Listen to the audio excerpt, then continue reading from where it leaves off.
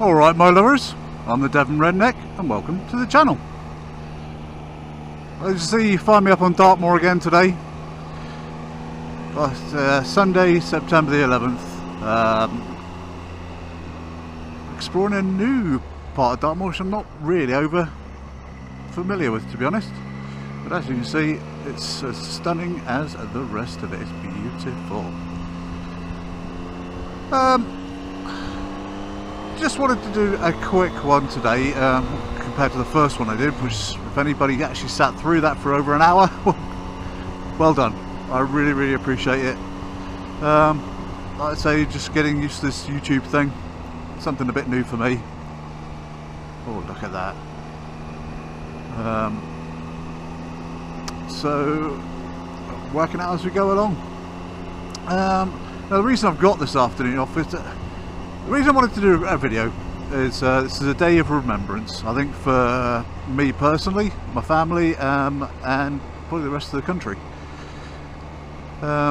First off, today, the reason I've got the afternoon off is my good lady and my little one have gone down to a favourite aunts who passed away a few weeks back to sort out the house and do that sort of thing. So, to dear Auntie Wendy, I hope you're sleeping well. And of course, for the rest of the nation, you know, Her Majesty Queen Elizabeth passing away the other day. Now I'm not much of a royalist. You know, I think I get fed up with as a lot of people do, with the hangers on and what have you. But you know, the Queen's been part of my life, the whole life, my whole life. You know, it's going to seem very strange without her. And at the end of the day, she seemed like a lovely lady. I didn't think she'd be that long after her husband went, because no matter what you thought of the you know, from the photos that you could see in the news and online and what have you, they definitely seemed deeply in love. So you know, if you believe in that sort of thing, hopefully they've joined together, you know, joined up together. And anyway, so rest in peace, Your Majesty. And to top it all off, as I say, it's September the 11th. As I'm more sure and aware, the terrorist attacks on September the 11th, 2001. So what are we now? 21 years on? And I can't remember the numbers, but a lot of people lost their lives that day.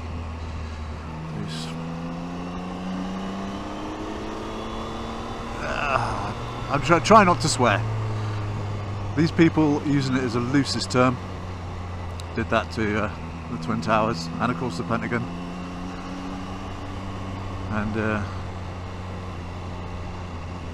one in Pennsylvania, I believe, wasn't it?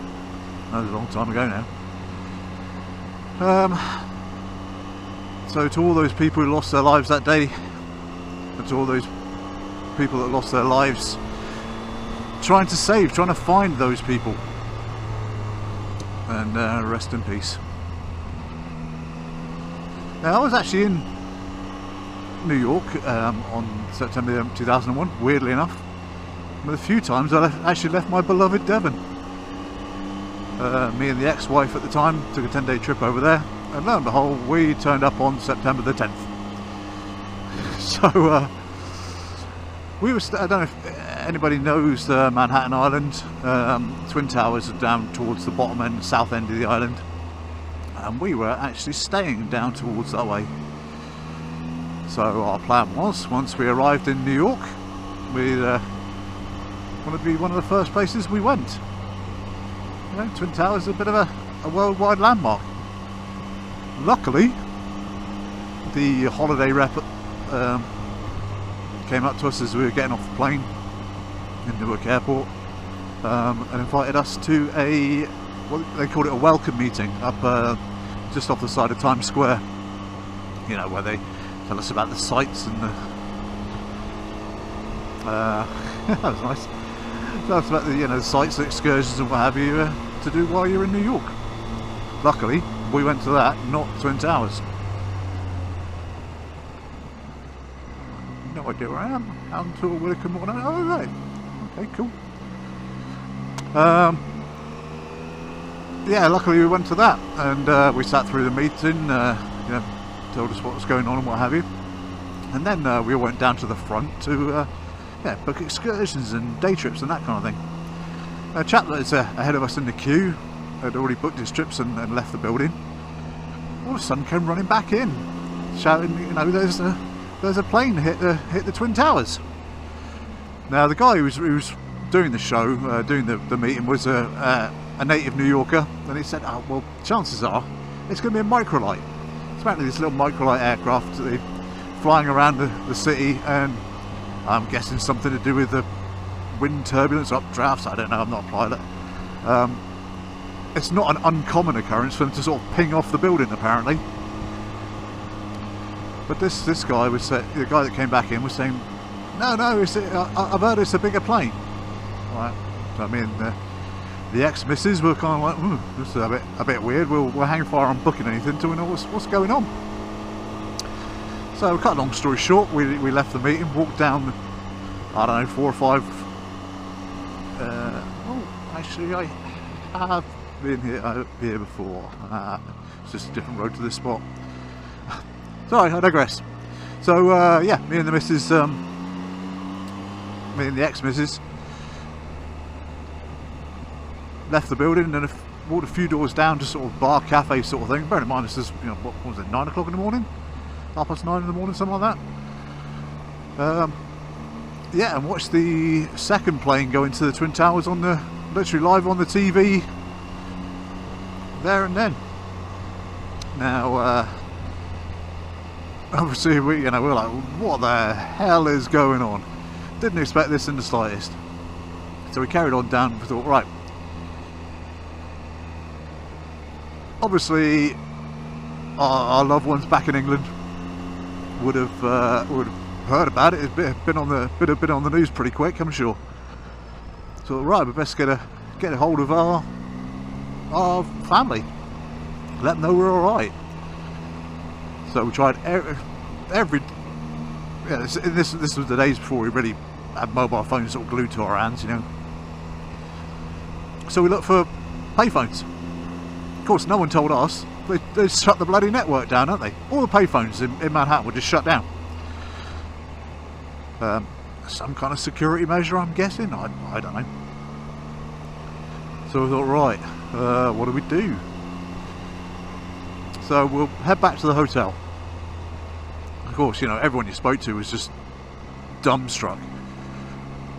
So we, kind of didn't want to bother, the residents of New York, you know, because who knows what was going on in their lives, to be fair. So we thought we'd make our way down to the hotel, which was some way down Manhattan Island. And of course, being the first day there, we arrived September the 10th in the evening. And, we'd never even not explored the place, didn't have a clue where we were going to. Of course, we got lost. And it basically took us about 3 hours to travel, I don't know, a mile and a half, if that. So we made our way back to the hotel. And I always remember on the way, we had heard that they'd stopped all air traffic over New York. Of course, they also didn't tell us. They carried on allowing army planes. Well, hello, where am I? Hound Tour, Hay Tour. Let's head towards Whitcomb.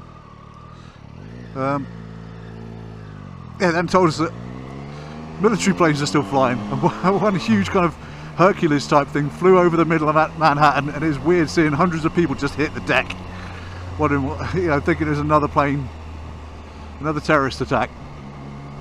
I mean, typically British, well, we're the only ones stood there. Ooh, okay, right, let's move on. Now, the night before we arrived, we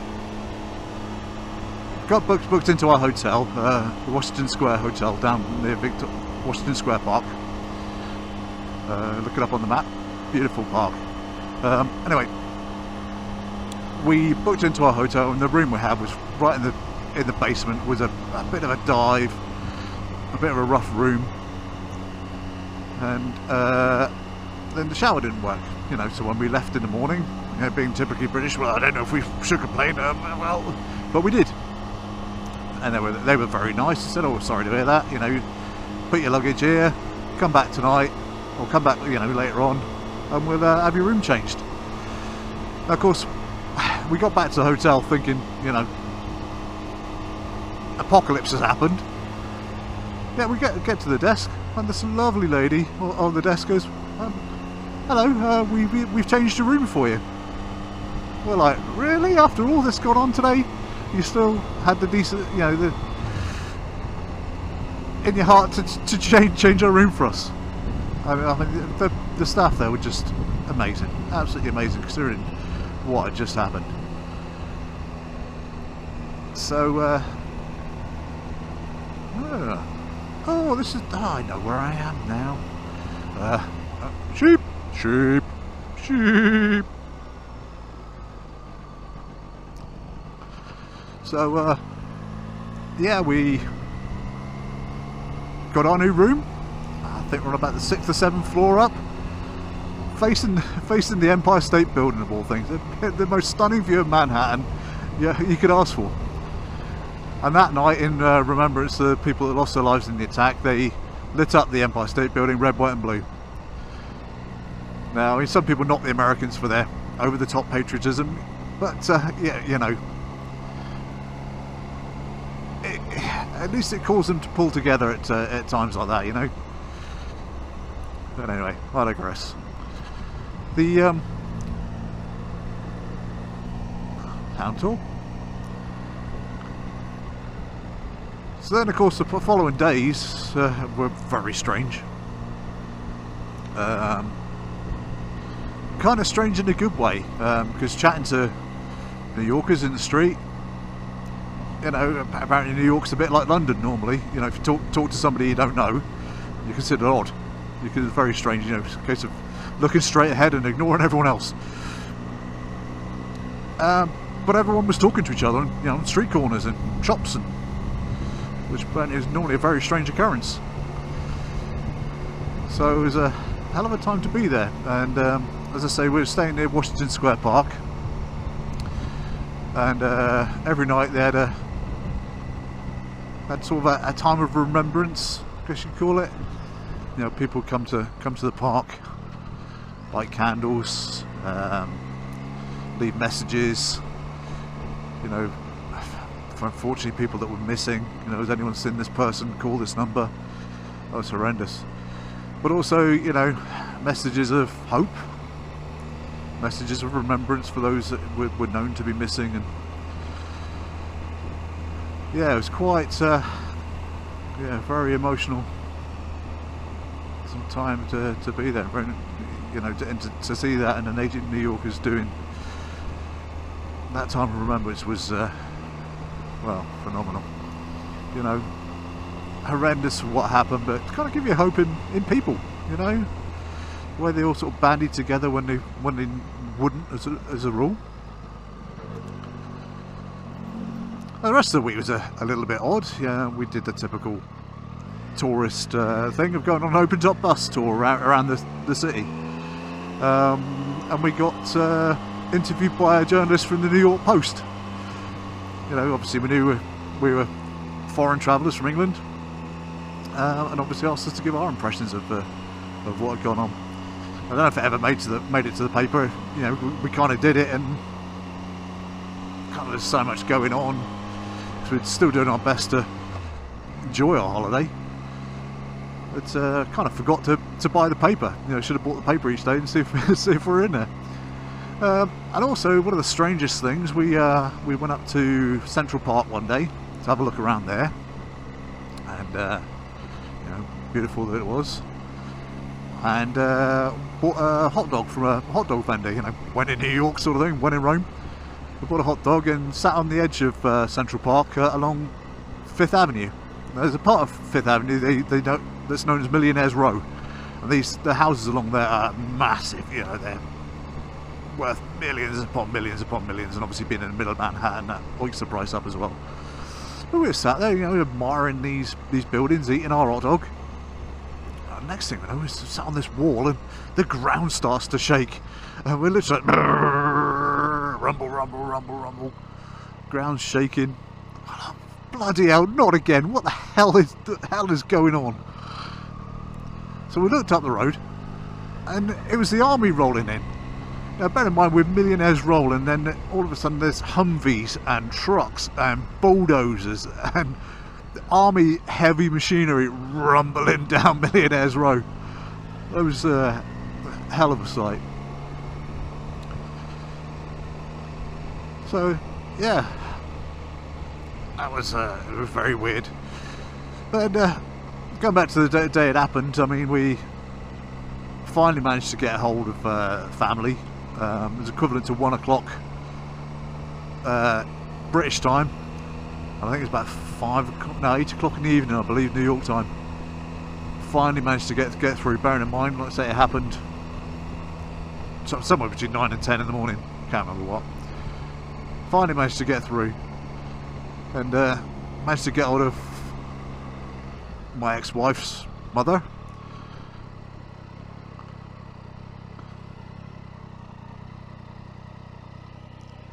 And she was like, right, well, let's get you home. I've been looking all day.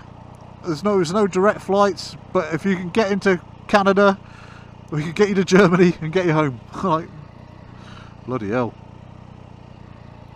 Then I thought to myself, well, no, hey, I'm a tight arse and I've paid for this, so I'm going to bloody enjoy it. You know, it's a one-off historical event for starters. Plus, you know, we're in New York. So I'm like, no way, no way, I'm staying here. So that's what we did. You know, we stayed for our full 10 days, and yeah. Look at that view, ladies and gents. Look at that view.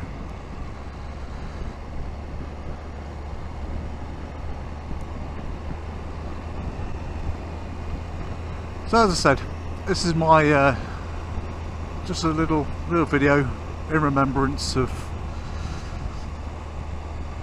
people personally, people that have meant something to me over my life, and strangers that didn't. So to Auntie Wendy, to Her Majesty the Queen, and to those that's lost their lives in the terrorist attacks on September 11th. Rest in peace. Sleep well.